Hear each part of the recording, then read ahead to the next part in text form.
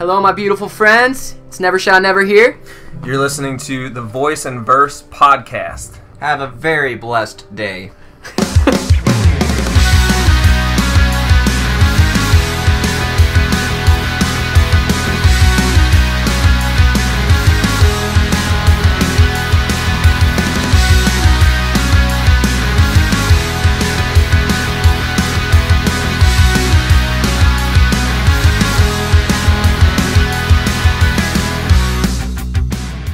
Hello and welcome to another episode of the Voice and Verse podcast. I'm your host, Evan Lucy, taking you through the stories behind your favorite songs. This week I am joined by the members of Never Shout Never. Never Shout Never formed back in 2007 in Joplin, Missouri after songwriter Christofer Drew, innocently enough, posted some demos he had written to MySpace. Little did he know he would soon become an overnight sensation and attract a major label bidding war for his services. He eventually ended up with Warner Brothers Records and released 3 albums for the label, What Is Love, Harmony, and Time Travel. The group also recorded 2 albums for Chris's Loveway Records imprint. One of them is called Indigo, the other one Sunflower. I caught up with Chris and bandmates Taylor and Hayden backstage at Jammin' Java in Vienna, Virginia to talk about the mix between art and business and hear Chris play a little bit of the very first song he ever wrote. Just as a heads up, we had a little bit of technical difficulties with this audio. There was some foot traffic in the room as well as some background noise, but there's still a lot of really awesome information in here. I hope you guys learn a bunch of really cool stuff.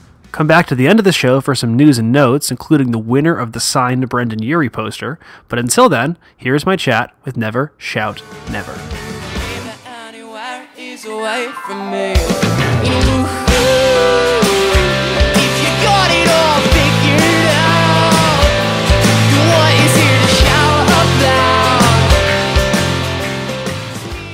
But you did something really cool on Warped Tour this past summer where you did Band Happy and taught kids about songwriting. You did a little songwriting lecture. Yeah. How did you come about doing that?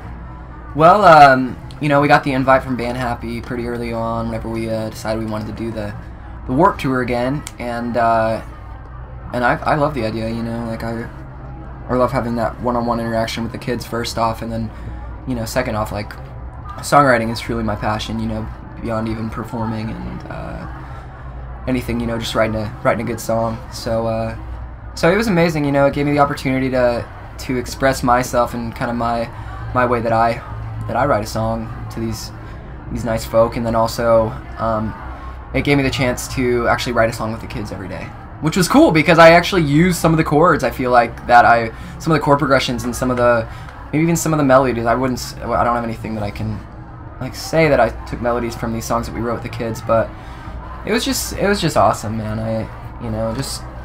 It was cool that they did something like that. I hadn't heard of anything like that before. Mm-hmm. It was cool. And did you kind of look at kids who were interested in songwriting? Some of them were obviously just there to see you talk. Of course, yeah. Did you find that some kids were super into the process and trying to actually learn how to do more of it? Yeah, I mean, there was always in each group there was always a kid or 2 or 3 that had actually written songs before and that kind of knew what they were doing, and those kids were definitely more proactive in the process. And a lot of the times I'd have kids come up and play the guitar. And then I'd sing the melody and the lyrics that we had come up together with in the group.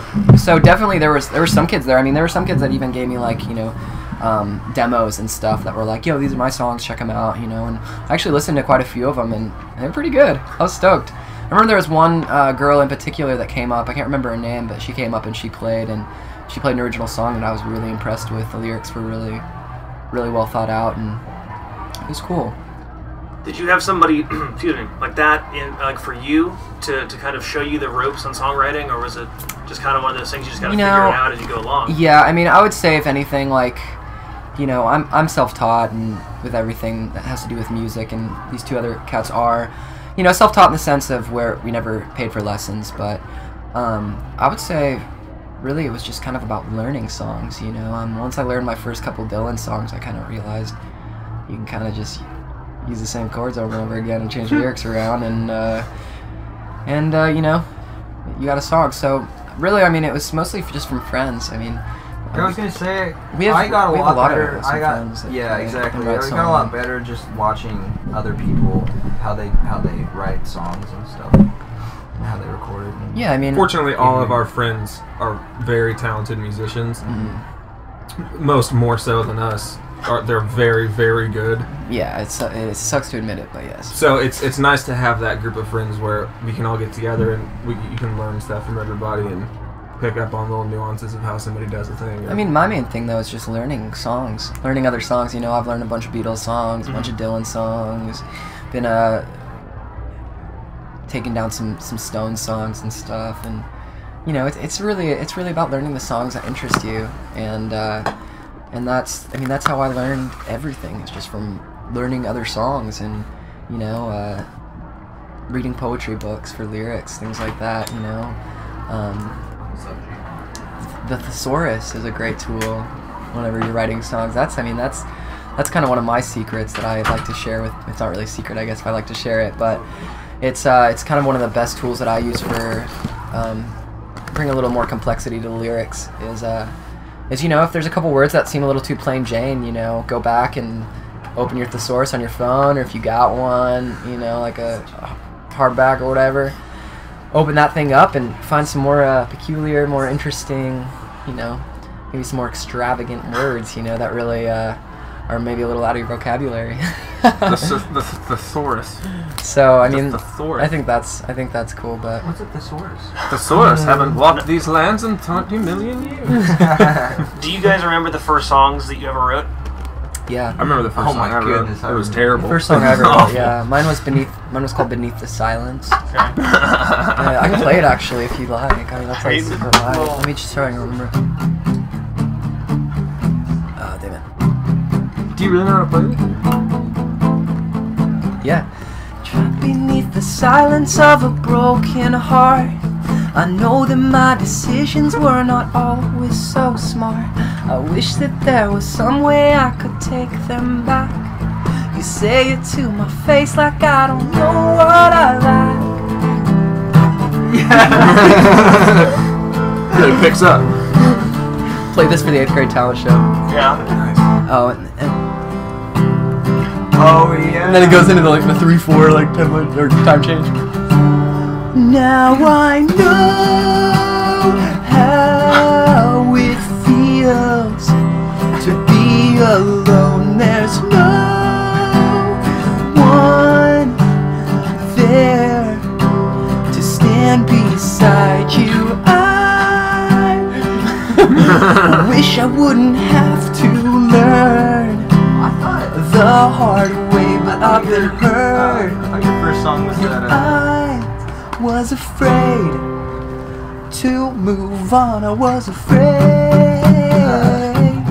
How does it? Was afraid. Godzilla's in the street. Oh, yeah, I mean, I guess I did. That was the first song I ever wrote on guitar. Okay. Before that, I had I'm sitting here under a tree. This one I wrote before I ever started playing any instruments. I wrote it whenever I was in 5th grade. It's like my favorite song. I'm sitting here under a tree, wondering what to do. I'm sitting here under a tree, the skies are still blue. I'm sitting here under a tree, wondering what to do. I'm sitting here under a tree, thinking of you. Godzilla stomping through the sea, a serial killer stalking me, a bomb that blows up instantly. Yeah, yeah, yeah. Nothing's better than an exciting life. That's all you have, so treat it right. All I need is a little more light to guide the rest of my whole life. You are a I dark hope it's 5th grader. just like my dreams to have control of a laser beam, or even start to sell ice cream, but instead, I'm just sitting here under a tree. Like how it resolves there at the end. Yeah, I mean, I think it's in my blood to write songs, ridiculous as that those lyrics are. Like, that's what I love doing. I was like, guys, you have to hear this song. I'd like sing it for my parents, in the car, and they'd be like, it's really good, Chris, wow. So what was the first song where you were kind of like, okay, like looking back on it, like, okay, like this is the genesis of what I would become? Say probably New Sound off Sunflower. No, I'm just or the last album we put out. Finally there. No, I would say, let me think here.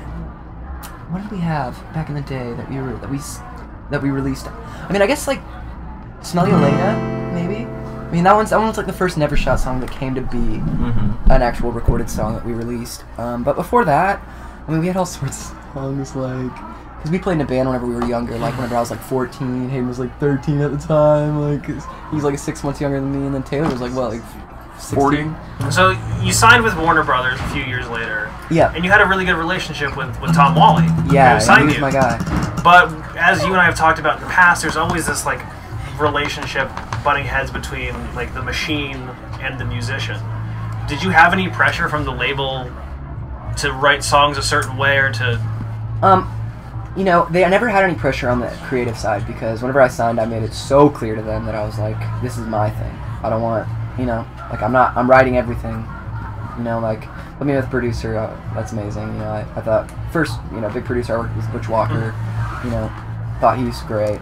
You know, but I would say the most pressure I had from them was trying to push the earlier stuff to radio. Trying to push stuff from What Is Love, from Harmony, to radio, and I always told them no. I said no. I said this isn't the music that I want the world audience to hear. Yeah. You know, so that's really the most pressure I got really from anybody there. But then you know before the release of Time Travel, which is the last record we put out with them, other than through our P&D deal, which is, you know, Loveway Records, which is my label. It's sure. An underling of WB, and very humble imprint. I mean, we got like one band on it that's from my hometown, you know, so, and like a couple of DJs and a psychedelic rapper. But anyway, so I mean, really that's the only pressure I got. But whenever it came to the Time Travel release, there's a whole new staff in there, and a new president, you know, and really wasn't seeing eye to eye with my direction. So Time Travel was kind of the last straw with that new staff that was there. But since then, you know, new president. Since then, another new president, third president since I've been there. New A&R, new everything. So I've been in and out of meetings with them now, and I'm trying to build something nice with them. And you know, I still got a couple more records with them, so I'd like to finish out what I got with them. And yeah, so I mean, really, there's no pressure from them at all. I mean, they've just always wanted me to do some radio stuff.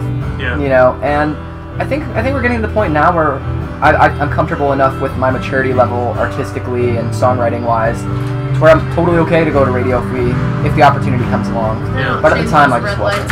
I wasn't. You know, if we would have been remembered for "Can't Stand It" as like our hit song, I wouldn't have been too thrilled about it. You know what I mean? But you know, our newer stuff, I would totally be thrilled if that was what we got some extra push behind. So on Time Travel, there was a little bit of a left turn, especially with the title track, which brought a lot more like samples and loops and stuff into it. Was that just something that you were experimenting with at the time, or how did you get into that? Well, I mean, I would say what really turned me on to using a lot of synthesizers and stuff is I was really going through like an EDM phase. I really enjoyed EDM. I enjoyed raving out. I enjoyed taking lots of drugs and staying up all night with girls in tiny poofy skirts, and you know, like that was my life at the time. And so that I wanted to make something that I felt like could translate well into the EDM world for remixes and because that's just what I was into. You know, I do whatever I'm into at the time, you know, and I was all about it. And I was literally, I still think that album was just some of our best work, because I love that record. It was our first record that we had produced, and you know, we had our buddy engineer it, but it was the first record we produced ourselves since I'd done it in my bedroom, you know,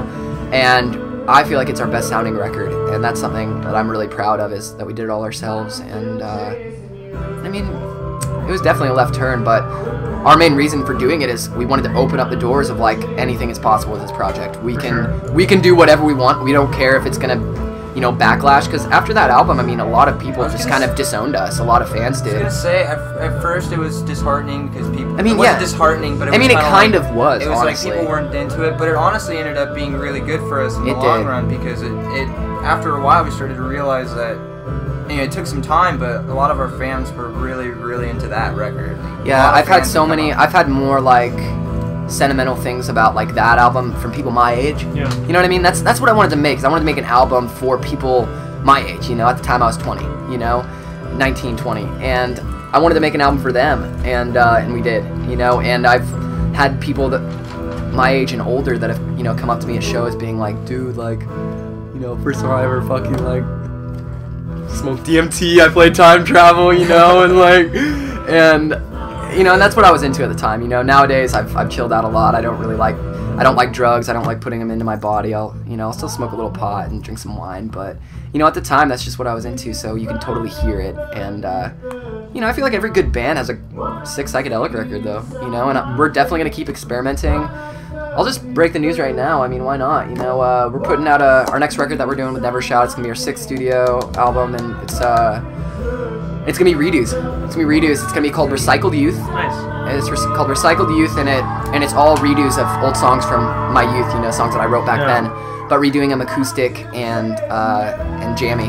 A little how we're doing this tour. Yeah. Like, and that's gonna be our next release for Never Shout. And then after that, we're giving ourselves the opportunity to really experiment and do a really crazy experimental record like Time Travel was, but kind of where we're at now. And you know, because that record was good, but I mean, the stuff we can make now, really experimenting, I feel like could really just be really intriguing stuff. So we're gonna get back to our roots, to find it to the fullest degree for this next record, Recycled Youth, and then we're gonna go left to center for sure again after that. So when you go back and look at all those old songs, is it like looking back at a yearbook? It's exciting. Like, oh, like what was I doing there? No, I look back at all those songs and I'm just thrilled. Because you know, for a long time I really hated everything that I put out. After I put it out, I would hate it.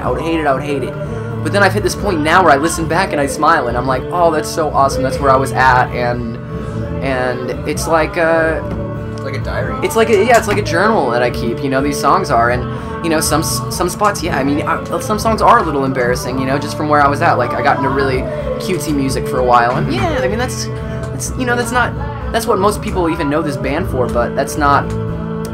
I hated that for a while, but now it's like I look back at those and I'm like, that's some tender shit. I'm so glad I did that. You know.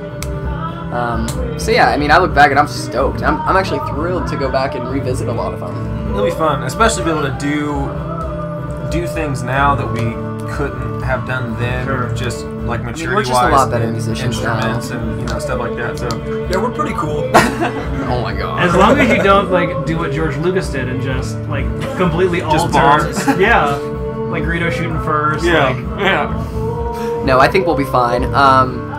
We're keeping it super minimal, you know, because we want to revisit some full band songs too, like some stuff off Time Travel. I think cool. we're gonna do Lost at Sea acoustic, Nice. which is I'm really pumped about, and also maybe even do some like on Indigo and stuff acoustic, so people can really, because a lot of people they weren't able to hear the songs for what they really were. They weren't able to hear it shine through all the layers and layers of production that I was really into at the time. So I'm excited to strip them down, and I think people are going to find a new appreciation for a lot of the full band songs that might have turned them off from the heavy production. how has the process changed now that you guys are, I'm going to believe, writing as a team Yeah. on the records to come? Yeah. How does that change the dynamic versus you in the past? You know, just writing all the songs yourself. Do you have to give up control? Is that tough for you? Or No, not at all. And you know, like another thing is I'm working on a solo album right now too, where it's like acoustic reggae. It's like you know, like chill love songs and stuff.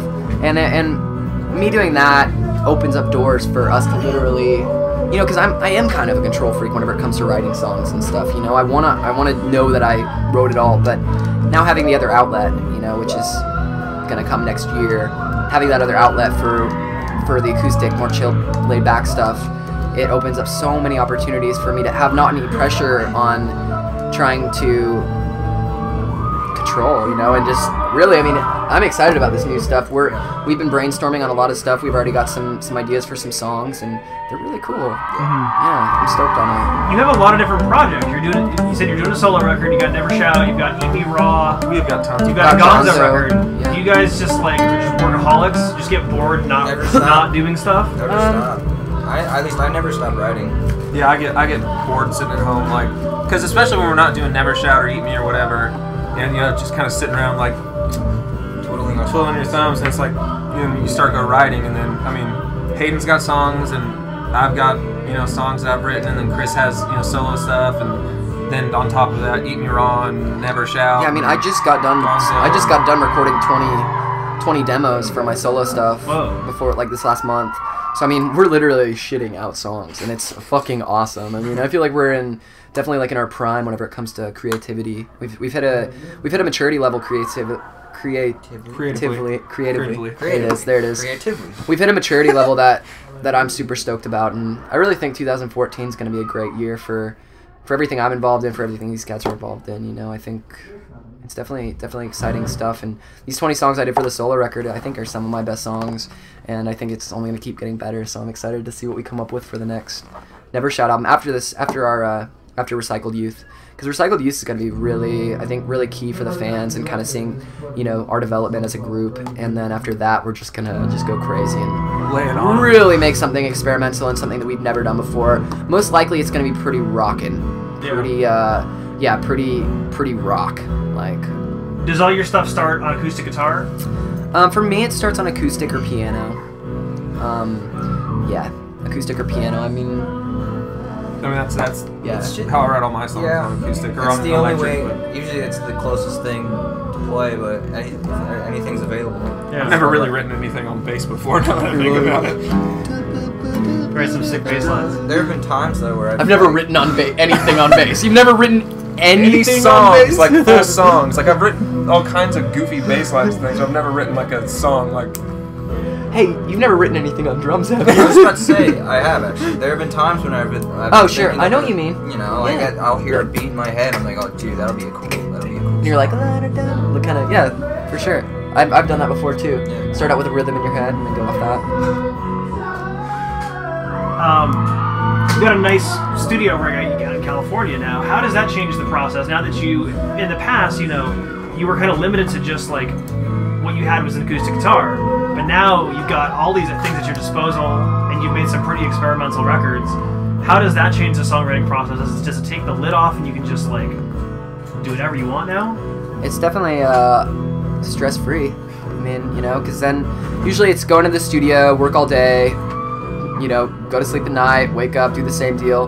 Here it's like, I think I'm gonna go take a nature walk, gonna come back, work on shit for like 25 minutes, want to sit, like, you know, just it's definitely way more chill. And then I'm like, oh, like sometimes at night, you know, like whenever you're recording a record, you're just laying there and you're like, oh, I just gotta do this to this song or else I just can't sleep. Now it's like I'm like laying in the other room, like sleeping, and then I'm like wake up and I'm like, wait, this has to be here and this has to be here, and then I just walk out to the living room, you know, and just. It's a blessing and a curse. No, it's honestly amazing. I literally I've been living in the studio for the past, like, I don't know, 2 years it seems like. I just, like, especially since I got my own setup, you know, like, my setup's been really, like, legitimate for about 6, 7, 8 months, like, and it's changed my life. I literally have no life now. I literally am a hermit, and for the last month, I literally got out of my house. Other than, like, to eat and get groceries, I got out of my house once in 1 month. You guys told me as soon as Taylor and I got there, we went out and stuff, but you said that you hadn't gone out. Yeah, and whenever they got there, I was done with my demos. It's like the 20 demos, and them getting there was the first day that I wasn't working on them for a month. And I was like, guys, you don't understand. I feel like a new man right now. I feel like endless possibilities. Let's fucking party. Have you ever thought about, because you write so many songs, it seems to come very easy for you. Have you ever thought about doing one of the things like Max Bemis from Say Anything has a song shop where he writes songs for people? I've definitely seen that before, and I was aware of it whenever Max was doing it, but I don't think it's something that I would really get into at this point. It just seems like, you know, as much work as I would be putting into writing, you know, half-ass songs for people, if I put all that work into writing one really good song for a record, I mean, or, you know, even a whole record of songs that really mean a lot to me. That's just kind of where I'm at now. But down the road, I mean, you know, if I get real bored and I just, you know, if that seems like something I'd be in, I mean, it's something I'd be into, but I just, not right now. Yeah. You know, I'm open to the idea of writing songs for other artists, you know, and I'm starting to dabble in that. I wasn't really open to it until this year, though. I wanted to use everything that I was writing for everything that I was doing. But, yeah, just I've just gotten in touch with a couple producers now, and I'm gonna start like ghostwriting and stuff for other artists, and that's pretty exciting for me because you know, it's another thing, you know. It's like just another reason to get in the studio and have some fun and For sure. you know. How do you guys know when a song is done? You know, Sometimes it seems like it takes forever. I have a view on something. I have a view on it, and I share this view with Mr. Dylan. That a song is never done. A song is never finished. It might be the recording process might be done, and you know that might be it. But every time you play a song live, you know, every time we play a song, it changes and it keeps developing and growing. And that's why I'm excited about this Recycled Youth, is because it gives us an opportunity to let the songs live another life. You know, give them another chance to really shine, because a lot of those recordings were, you know, just not. They just weren't what they could have been, you know. And now, spending a couple years with the songs, that's just how I feel. I believe a song is never finished. I believe that the song keeps growing and developing over time if it keeps being played by somebody, you know. Yeah. So, who are some artists that you look up to in terms of songwriters? You mentioned Dylan, but who else?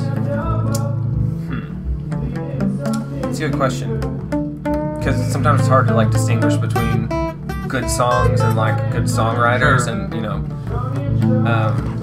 I'd say our friend Carter. I can name off like hundreds of our friends that Yeah. I look up to. hundreds. I'll say Dave Grohl though. Dave Grohl. Never a bad choice. Yeah.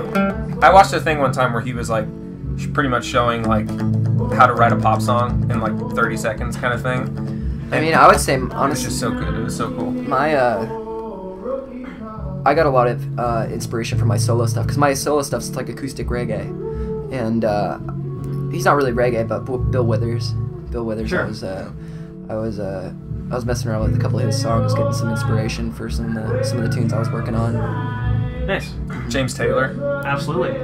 What kind of tips do you have for people who are pursuing songwriting as a craft, or just starting, or what are things that maybe you wish somebody had told you back when you were starting to write songs?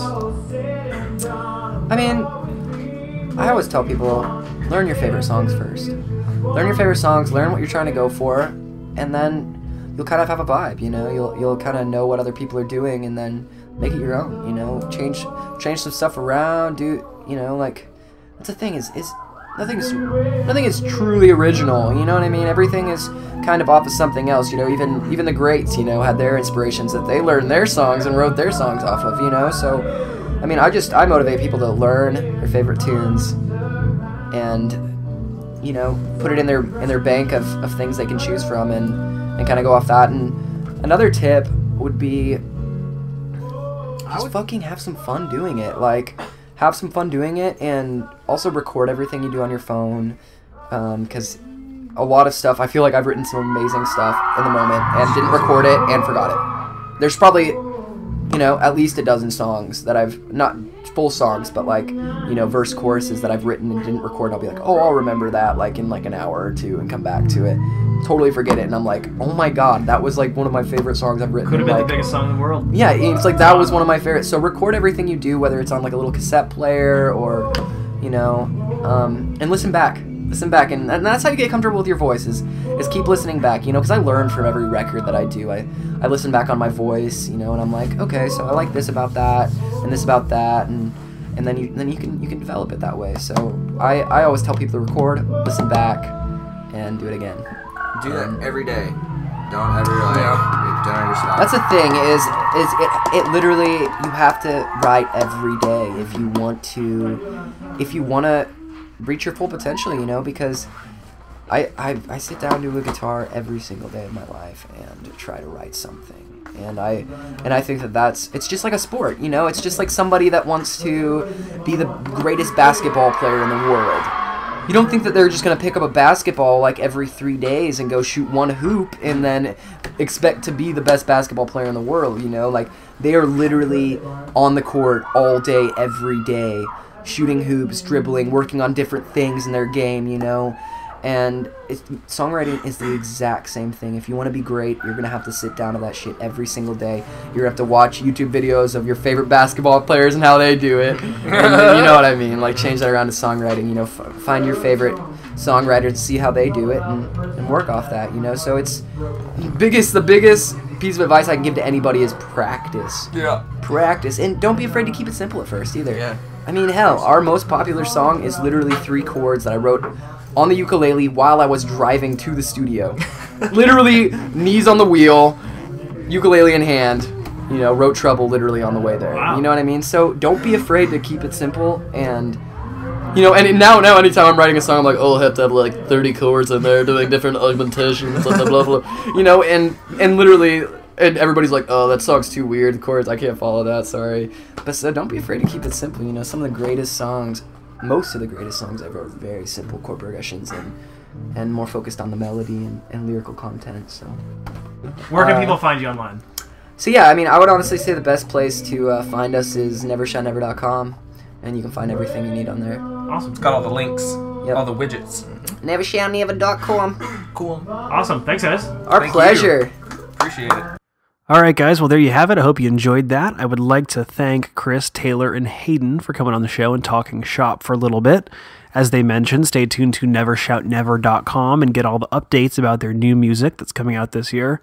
Odds are they probably recorded 2 or 3 new albums in the time it took to edit this podcast. They work very quickly over there. All right, it is time to give away a poster signed by Brendan Urie from Panic at the Disco.